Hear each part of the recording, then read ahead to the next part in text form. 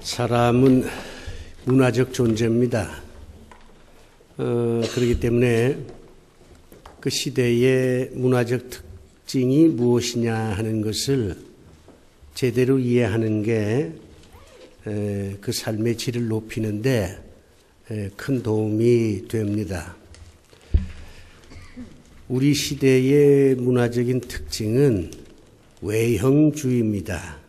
이 속보다는 겉을 꾸미는데 아주 열심인 그런 문화가 우리가 사는 이 시대의 특징이에요. 그래서 어떤 사람은 포장지 문화다 그렇게 얘기를 합니다. 우리가 이제 백화점에 가서 물건을 살 때 보면 실제 알맹이는 뭐 조그만한데 그 알맹이를 이제 싸는 포장지가 요란하잖아요. 사람들은 이 포장지에 더 많은 관심을 기울이게 됩니다. 이 남들이 이제 잘 보는 그 외형 이런 것을 다듬어 보려고 굉장히 노력을 해요. 그러다 보니까 이제 성형하는 사람도 많아지고 또 다양한 화장법도 개발이 되고 또 이제 옷도 그야말로 천차만별 장소에 따라서 이 옷도 입고 저 옷도 입고 그러면서 이제 자기 자신을 표현하는 그런 시대에 지금 우리가 살고 있습니다.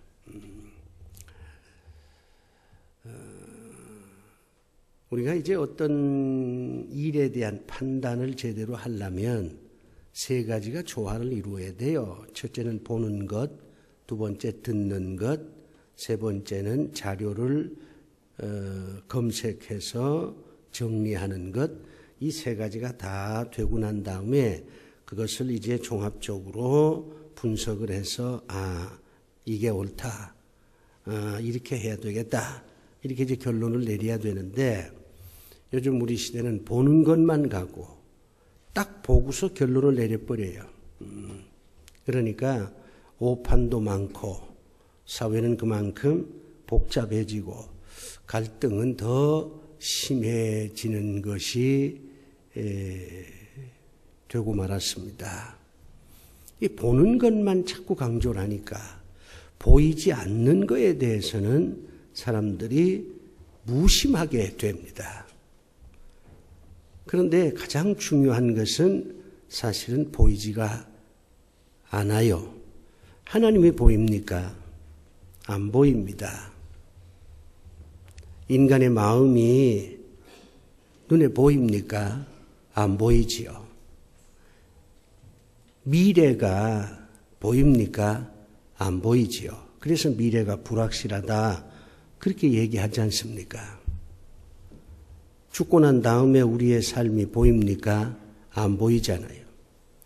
가장 중요한 것은 보이지가 않습니다.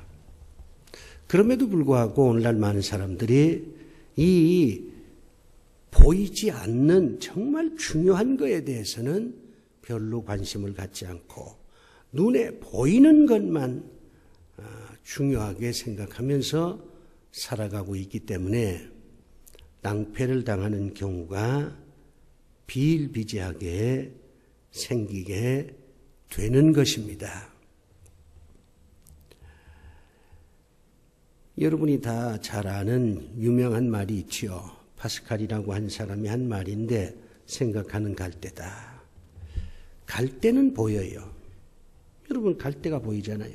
바람이 불면 왔다 갔다 이게 다 보여요. 또 바람이 세게 불면 이게 꺾이기도 하고 이게 다 눈에 보입니다. 그런데 생각은 안 보입니다. 인간은 이렇게 외부로 드러나는 것이 있고 드러나지 않는 게 있습니다.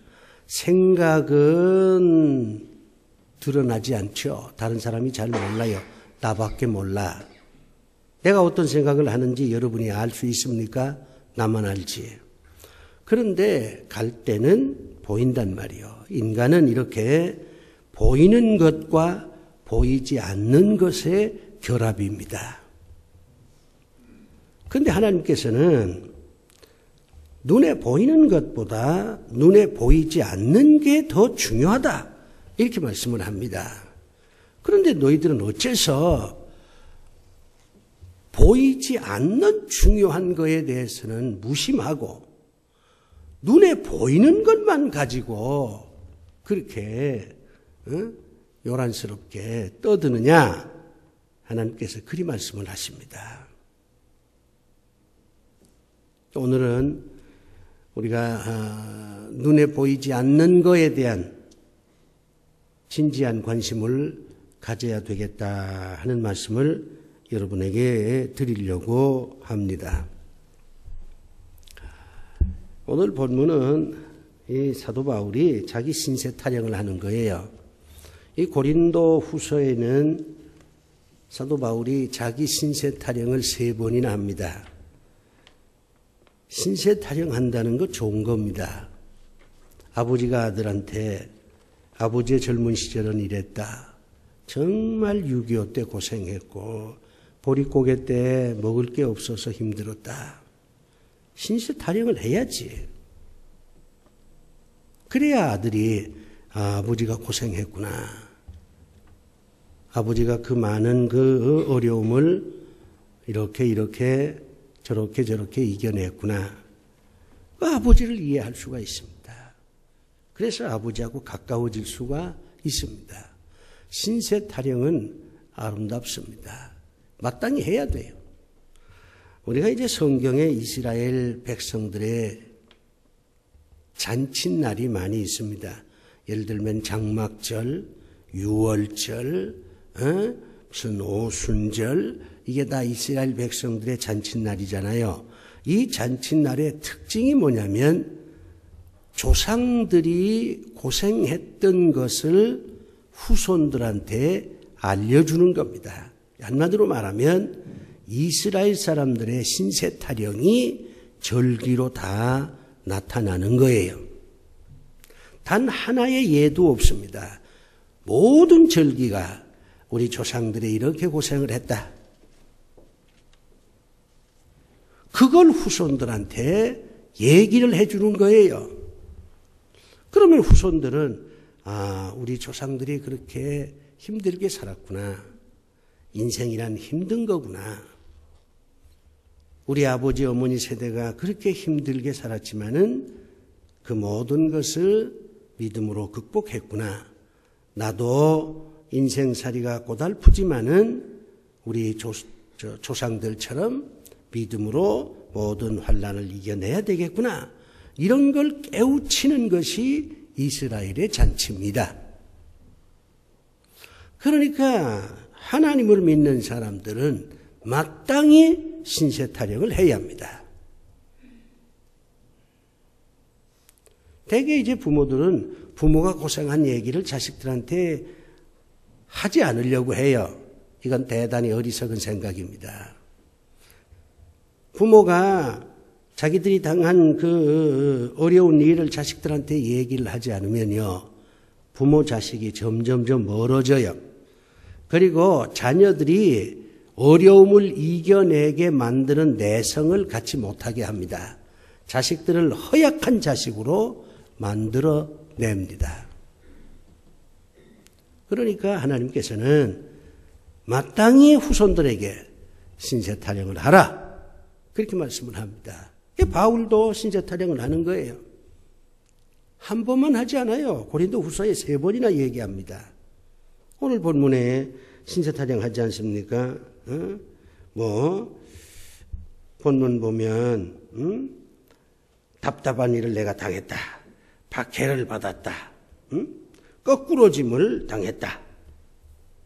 온갖 모욕을 당했다. 이 신세 타령하는 거잖아요. 그런데 이 신세 타령이 파괴적인 신세 타령으로 끝나면 안 됩니다. 우리가 이제 신세 타령하면서 자조적이 되고, 신세 타령하면서 자기 학대를 하고, 신세 타령하면서 자기의 무능함을 고백하고, 신세 타령하면서 세상은 정말 살기가 힘든데야 이렇게만 얘기한다면 그것은 신세타령하는 본인도 무너지고 신세타령을 듣는 상대도 무너지게 됩니다. 파괴적인 신세타령을 하면 안 돼요. 그건 죄악입니다. 창조적인 신세타령을 해야 돼요. 이 창조적 신세타령은 간단합니다. 자기가 고생한 얘기를 다 해요. 굶기도 했다. 울기도 했다. 죽고도 싶었다. 방황도 했다. 에이, 될 대로 되라. 그렇게도 생각했다. 이게 다 신세타령이죠. 그러나 마지막 결론은 이렇게 내려야 돼요. 그러나 아직도 나는 낙심하지 아니한다. 이 결론이 멋져야 돼요. 그러면 그것은 창조적 신세타령이 됩니다. 바울이 그렇게 고백하는 거예요. 내가 정말 힘들었다. 매맞기도 했고 쫓겨나기도 했고 오해받기도 했고 쓰러지기도 했고 돌에 맞기도 했고 자기 신세타령을 쭉 하면서 결론을 이렇게 내려요. 그러나 나는 낙심하지 아니한다. 이렇게 결론을 내리고 있어요. 이것을 창조적 신세타령이라 그렇게 부릅니다. 그러면 사도 바울이 도대체 무슨 이유로, 무슨 원인이 있어서, 무슨 까닭으로 이렇게 내가 참 어려운 일을 많이 겪었지만은 아직도 나는 낙심하지 않는다. 이렇게 결론을 내렸을까? 무엇이 그로 하여금 그럼에도 불구하고 나는 낙심하지 아니한다. 그렇게 고백을 하게 만들었겠느냐?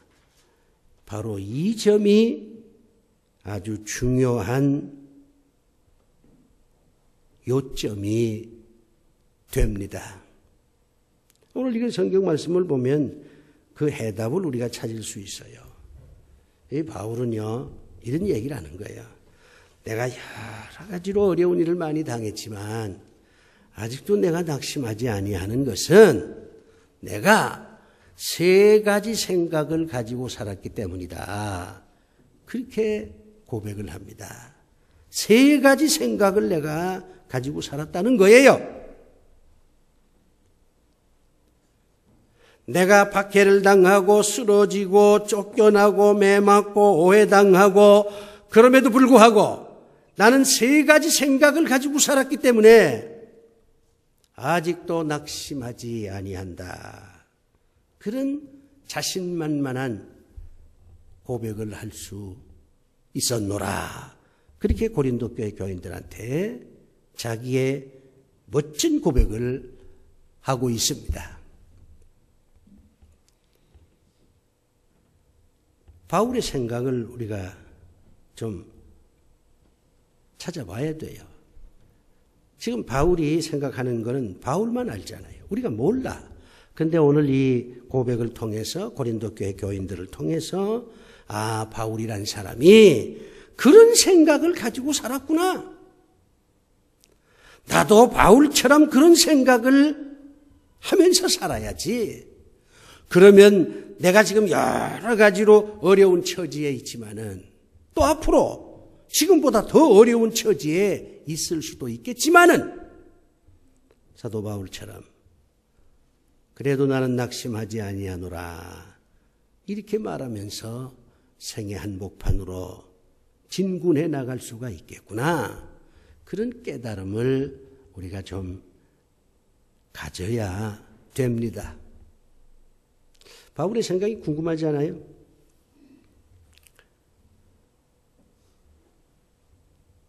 첫 번째 생각은 이런 생각을 하는 거예요. 이 사도 바울이.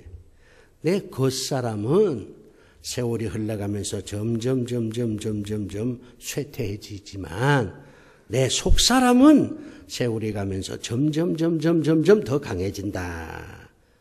이런 생각을 사도 바울이 가지고 살아가고 있습니다. 겉사람과 속사람 이렇게 둘로 분류를 했어요. 겉사람이라고 하는 건 자연인으로서의 사도 바울을 말합니다. 속사람이라고 하는 것은 신앙을 가진 사람으로서 사도 바울을 말하는 겁니다. 이렇게 인간은 자연인으로서의 나와 신앙인으로서의 나와 이렇게 두 가지로 나눌 수가 있다. 이렇게 사도 바울이 생각을 하고 있어요. 자연인으로서의 나는 세월이 흐르면서 모든 게 다 쓰러지고 사라지지만 신앙인으로서의 나는 세월이 흐르면 흐를수록 더 강해질 것이다. 이런 생각을 바울이 갖고 있다는 것입니다. 여러분 어때요? 세월이 흐르면 모든 게 무너져요. 20대의 아름다운 얼굴이 50대에 가면 없어집니다. 건강도 여러분이 비타민을 먹고 운동을 하고 별짓을 다 해도 세월이 가면서 무너지게 되어 있어요. 방법이 없어요. 사람도 세월이 가면 한 사람, 두 사람 여러분 곁을 떠납니다. 자식도 마찬가지예요. 명예도 그렇고 권력도 그렇습니다. 자연인으로서 내가 가지고 있는 모든 것은 세월이 지나면서 흐르면서 다 하나씩 놓게 되어 있어요. 이게 자연의 법칙입니다. 그걸 거슬리려고 화장도 진하게 해보고 옷도 이거 입어보고 저것도 입어보고 무슨 백수옷도 먹어보고 별짓 다 하는데 소용없어요. 무너지게 되어 있습니다. 그래서 사람들은 슬프다, 허무하다, 외롭다 그렇게 얘기하는 거예요. 그런데 바울은 그걸 이미 깨달은 사람입니다. 자연인으로서 내가 가지고 있는 모든 것은 세월이 흐르면서 다 내려놓아야 되고 사라져야 되고 무너질 수밖에 없다. 그걸 바울은 이미 알고 있는 겁니다. 똑똑한 사람이에요. 그러면서 바울은 신앙인으로서 나는 세월이 가면 갈수록 더 믿음이 강해지고 신앙은 점점 더 견고해지고 신앙인으로서 나는 더 강해진다. 이런 생각을 가지고 있는 거예요. 부서지는 것이 있지만은 얻어지는 것이 있다. 이렇게 생각하는 겁니다. 약해지는 것도 있지만 더 강해지는 것도 있다. 이렇게 생각하는 거예요. 그러니까 아직도 나는 낙심하지 않는다. 이런 자신만만한 자기 고백을 할 수가 있었던 것입니다. 여러분들도 자연인으로서 여러분이 가지고 있는 모든 것은 점점 사라질 것입니다. 돈도 더 많이 벌기 어려울 것이고요. 여러분의 육체는 더 쇠약해질 것이고 숨은 더 가쁠 것이고 걷기도 힘들 것이고 여러분의 명예도 다 잊혀질 것이고 가진 권력도 다 허망하게 내려놓아야 합니다. 그걸 인정해야 합니다. 자연인으로서의 여러분은 세월이 가면 갈수록 후패해질 수밖에 없다는 것을 깨끗하게 받아들이셔야 합니다.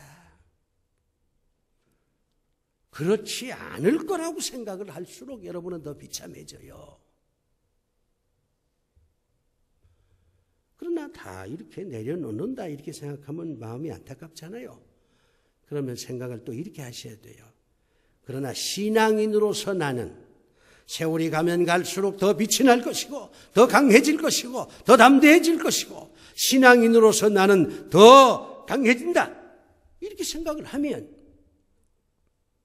여러분들은 여전히 환난 가운데서도 나는 낙심하지 않노라. 그렇게 바울처럼 고백할 수가 있을 것입니다. 두 번째 바울의 생각을 한번 찾아봅시다. 바울은 이런 생각을 해요. 나는 비록 여러 가지 이렇게 참 어려운 처지에 놓여 있지만 그럼에도 불구하고 내 미래는 활짝 열릴 것이다. 내가 지금은 이렇게 환난을 당하지만 장차 나는 영광을 받을 것이다. 미래에 대해서 긍정적인 생각을 갖고 있습니다. 미래에 대한 긍정적 생각, 이게 사도 바울로 하여금 아직도 나는 낙심하지 않는다. 그런 고백을 하게 한 하나의 동기가 되었습니다. 사람들이요, 미래를 낙관할 때 근거가 있어야 미래를 낙관할 수 있잖아요. 예를 들면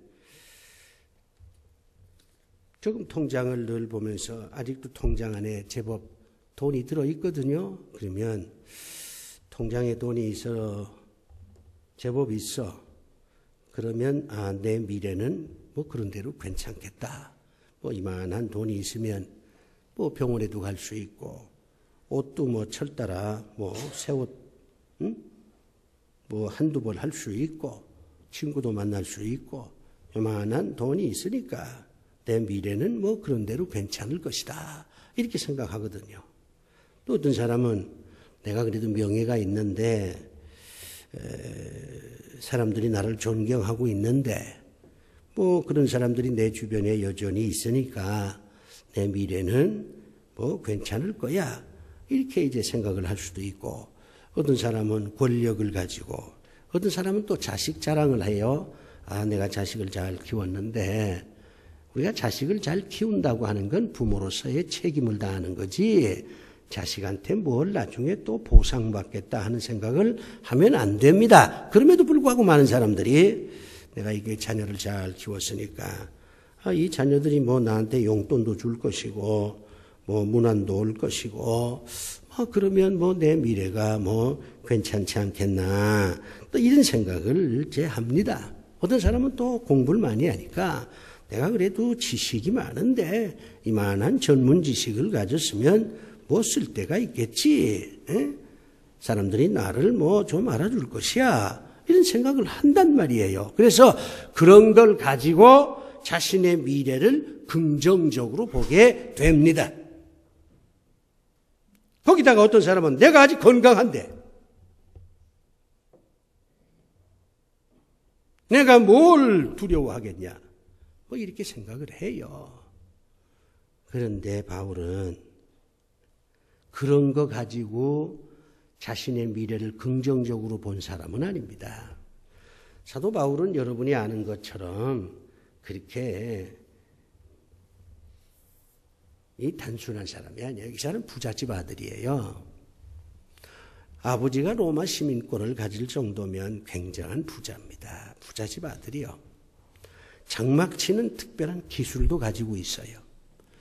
가마리알 문화에서 당대 최고의 공부를 한 사람입니다.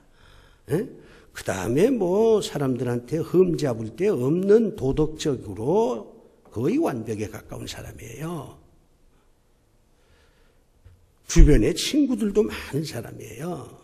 대단한 사람입니다. 그러면 바울이 내가 이렇게 대단한 것을 가졌기 때문에 내 미래가 낙관적이다, 그렇게 생각하고 있냐? 그렇지가 않습니다. 바울은 고백하기를 이 모든 것을 내가 배설물로 여겼다. 이미 다 던져버렸다 그 말이에요. 그거 가지고는 별로 큰 도움이 안 된다는 것입니다. 그러면 도대체 무엇이 있기에 바울은 자신의 미래를 이렇게 긍정적으로 보는 것입니까? 모든 것을 다 쓰레기처럼 던져버리고 난 다음에 도대체 바울이 뭘 가지고 있기에 그렇게 환난 속에서도 나의 미래는 열려져 있다. 이런 건방진 소리를 하고 있는 것입니까? 어떻게 보면 참 건방진 사람이에요. 몸도 걸어다니는 종합병원이라고 할 정도 만신차이가 됐는데도 불구하고 내 미래는 아직도 열려있다. 정신병자 같은 소리를 하고 앉아있다 이 말입니다. 그러면 정말로 사도 바울이 미친 사람입니까? 아니잖아요. 뭔가 있어요. 뭔가 있다고. 그게 있으니까 그런 환난 속에 있으면서도 내 미래는 열려있다. 그러므로 내가 낙심하지 아니한다. 그렇게 말을 하는 겁니다. 뭐가 있습니까? 바울은 고린도 교회 교인들한테 이렇게 얘기합니다. 하나님이 나를 사랑하신다. 하나님이 나를 사랑하신다. 무엇이 두렵겠느냐? 세상 사람들이 나를 괴롭히고 내가 오해 속에 살고 매도 맞고 쫓겨나기도 하고 심지어는 나를 거짓 사도라고 욕을 하고 그러지만은 분명한 것이 하나 있다. 여호와 하나님은 나를 사랑하신다. 하나님이 나를 사랑하기 때문에 내 미래는 열려있다. 이렇게 고백을 하는 거예요. 저는 여러분도 이런 고백을 가지고 살았으면 좋겠다. 그런 생각을 해봅니다. 여러분의 미래가 어떻습니까? 자신 있으세요? 사업하시는 분들 내일도 모레도 1년 후에도 사업이 잘 될 거라고 생각하십니까? 병원에 다니시는 분들 내일쯤 되면 의사가 이제는 저 병원에 안 오셔도 됩니다 하는 그런 얘기를 할 것 같아요? 아마 여러분의 미래가 어두울 거예요. 여러분이 그렇다고 특별히 돈도 많은 것도 아니고 무슨 권력이 있는 것도 아니고 가지고 있는 게 별로 없잖아요. 제가 여러분을 어떻게 일일이 다 알겠습니까만은 그래도 내가 이렇게 보면 여러분이 특별히 무슨 남보다 더 뛰어난 것을 갖고 있지는 않습니다. 갖고 있어도 미래가 불확실한데 가진 것도 별로 없으니 미래를 생각할 때마다 답답하실 거예요. 자, 이런 상황에서 여러분은 사도 바울의 생각을 여러분의 생각으로 가지셔야 돼요. 바울이 그러잖아요. 하나님이 나를 사랑하기 때문에 내 미래는 열려있다. 그러므로 내가 환난과 역경 속에 있어도 낙심하지 아니하노라. 이게 얼마나 창조적이에요.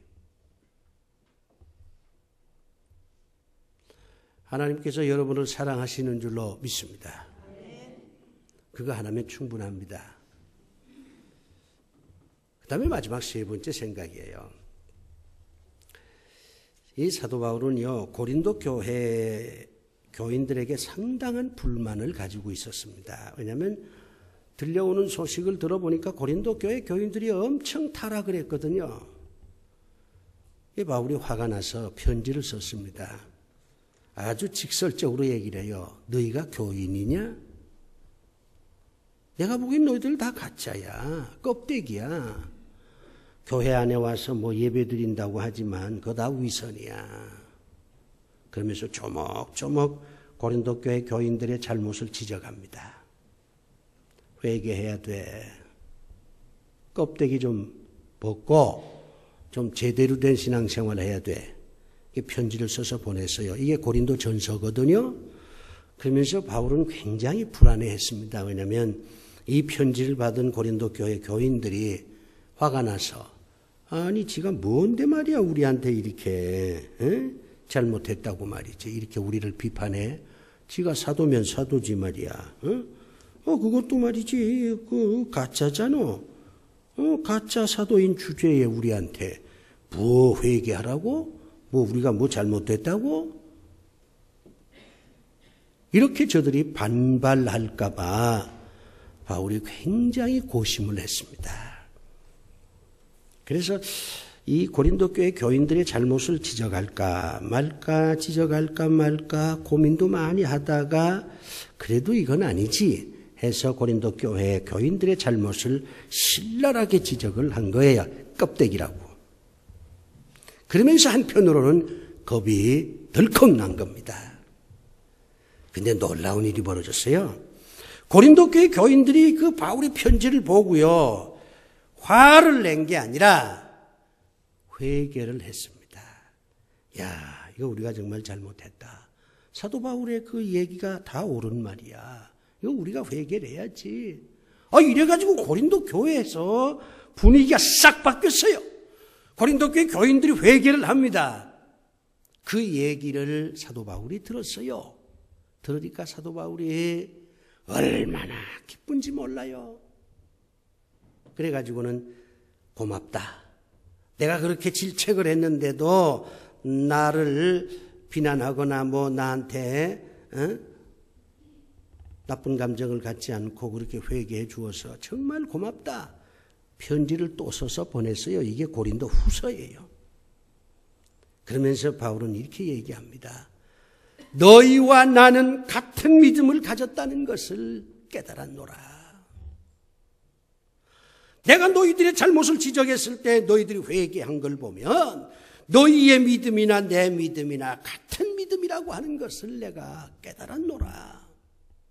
그러면서 말합니다.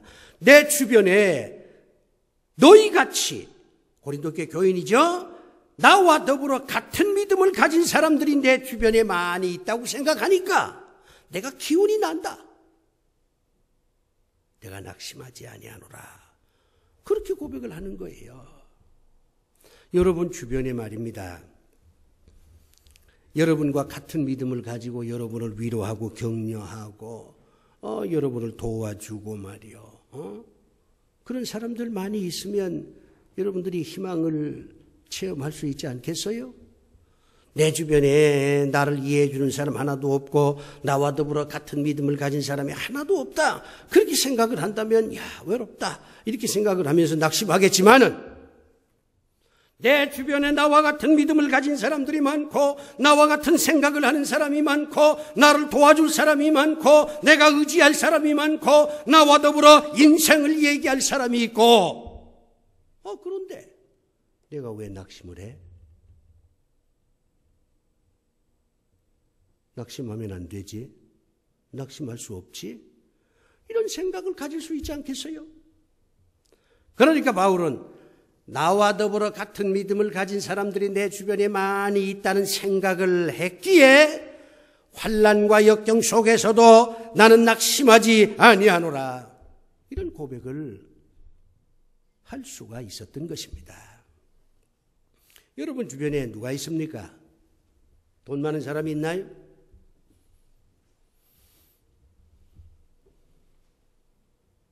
여러분의 외로움을 달래줄 사람이 있어요? 여러분과 같은 생각을 하고 같은 믿음을 가지고 같은 인생의 방향으로 함께 손잡고 걸어갈 사람이 있습니까? 있다면 여러분은 낙심하지 아니하노라. 그런 말을 할 수가 있을 거예요. 그런데 그런 사람이 없어. 그러면 낙심할 수밖에 없을 겁니다. 사람이 인생이에요. 사랑하는 교우 여러분, 생각은 보이지 않지만 생각이 운명을 결정합니다. 보이는 것만 자꾸 장식하려고 하지 말고 보이지 않는 생각을 한번 점검하고 사세요. 내가 어떤 생각을 하면서 살고 있는 사람인가 한번 자기 점검을 해보시기 바랍니다. 바울처럼 3가지 생각만 여러분이 하시면 여러분은 충분히 어려운 상황 속에서도 바울처럼 나는 낙심하지 아니하노라 그런 고백을 할 수가 있을 거예요. 우린 질그릇입니다. 우리가 질그릇이잖아요. 우리가 다 무슨 대단한 사람들이 아니잖아요. 그렇지만 질그릇도 얼마든지 노래할 수 있습니다. 질그릇도 얼마든지 인생은 아름답다고 얘기할 수 있습니다. 질그릇이지만은, 겉으로 보기에는 질그릇이지만은 보기 시원치 않은, 별로 아름답지도 못한 싸구려 질그릇 같은 것이지만은 그 질그릇 안에 우리의 생각이 사도 바울처럼 그렇게 생각하고 살 수 있다면 얼마든지 질그릇으로서 아름다운 노래를 부르면서 인생을 살 수가 있습니다. 생각을 바로 하세요. 기도합시다. 아버지 하나님, 바울처럼 생각해서 어려운 역경이 있음에도 불구하고 결코 나는 낙심하지 아니하노라 그렇게 고백하는 저희들이 되게 하여 주시옵소서. 예수님 이름으로 기도드리옵나이다. 아멘.